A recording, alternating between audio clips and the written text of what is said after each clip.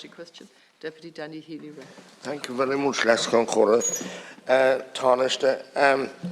I'm asking if your attention has been drawn to a series of issues in relation to the delays of issuing of first-time and renewal passports, and if the parent consent form needs to be simplified, as this is one of the biggest issues. Children's passports, over 40% of them are sent back for, as not being complete applications. Yeah, thank you, Deputy. And I suspect there'll be a lot of talk around passports in the weeks ahead as more and more people choose to travel again, and many, of course, haven't even thought about travel for the last number of years, and so we do expect a significant increase in passport applications, and there are questions coming that will allow me to address what we're doing in response to that, which is a dramatic increase in staff numbers in the Passport Office. But the Passport Service operations were severely disrupted, as you know, by the COVID pandemic throughout 2020 and 2021, as were many government services. Despite necessary public health restrictions, the Passport Service maintained operations with staff working on site throughout the pandemic.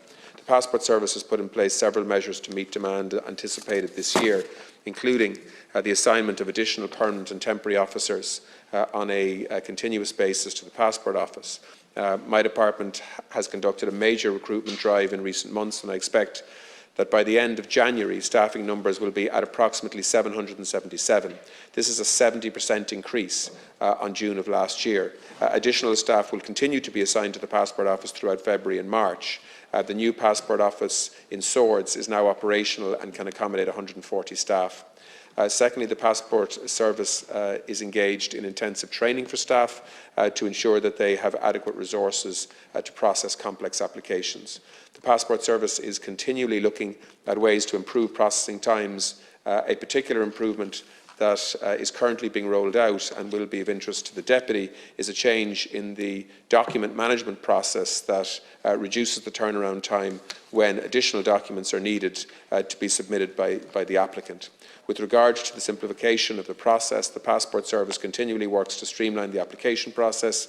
Comprehensive information is available on all aspects of the application process at my department's website, and the Passport Service continually reviews these instructions in order to make them more accessible. In addition, there are over 60 staff on the customer service team dedicated to answering applicants' questions by phone and web chat. This number will increase as additional staff are envisaged. But I still, and I hear your reply, but there are huge issues now with people getting their passports on time, especially children's passports.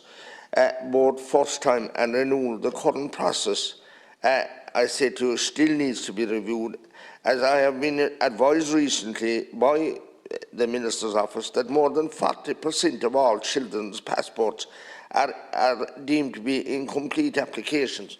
And you see, the problem is when it doesn't seem to, the extra information or the missing information isn't sought until actually too near the date that the application was supposed to be granted. And that seems to be where the problem is. If the applications could be looked at the start, when they're submitted, and then ask for the information, whatever is required. And there's something wrong. The children's applications part of it needs to be streamlined, because when you hear 40% of the applications are incomplete, there's something wrong then, tarnished. Minister, 1 minute. Yeah, no, just can I say that 99% of online child renewal applications are issued within 15 working days. I think it's important to say that. However, and this is the issue that you're raising, first-time applicants do take a lot longer, and I urge parents and children who have never had a passport to to apply now online if they're travelling this year. We are looking to bring down, of course, the turnaround times for first-time applicants as well as for renewals. We're putting a lot of extra staff and resources into that. The Passport Service reports that approximately 40% of first-time child applicants applications are incomplete. However, our records show that this is not due to issues with consent forms, as some people have raised a concern around. In fact, 77% of all incomplete child applications occur when parents have not submitted any documentation to the passport service. In these cases, parents apply online for their child's passport and can sometimes take weeks or sometimes even months to submit the required supporting documentation, such as a witness consent form and the child's identity documents, such as their birth cert. Thank you, Minister. We're going to move on. We're putting more resources into this, Deputy, to try to improve delivery times. Thank you, but you're right. As we're talking here today, there's 113,000 applications of a backlog. Can you imagine that? 113,000. And you see, there's something needs to be changed in relation to the parent consent form, because that's where most of the difficulty is. And it's being sent back for lack of information or something wrong with that parent consent. That needs to be streamlined, or something needs to be done to change it in such a way that it will be more effective. And then I have one poor man these times. He applied before Christmas to renew his passport. His children bought him a ticket. And lo and behold, he hasn't travelled for more than 10 years. That's deemed to be a new application. And I can't understand that, why it should be. When he had a passport before, what's the difference between 9 years and 11 years? Thank you, Deputy. Minister, I'm asking you to address that issue as well. Why should it be treated as a new application because it's 11 years and it would have been just a renewal if it was 9 years? Thank you, last Concord. 1 minute. Yeah, Deputy, the passport service is currently, as you would expect, experiencing a very high level of demand for passports, first-time passports and renewals. In fact, this month we'll probably do 100,000. This year we could end up doing 1.7 million passports. We've never reached 1 million before, even at the height of travel before COVID.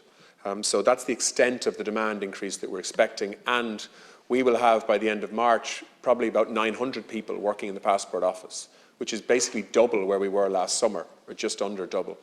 So we're putting huge resources into responding to this demand, but it does put into context that out of a total of 113 passport applications currently in the passport service, 73,000 are for first-time applications.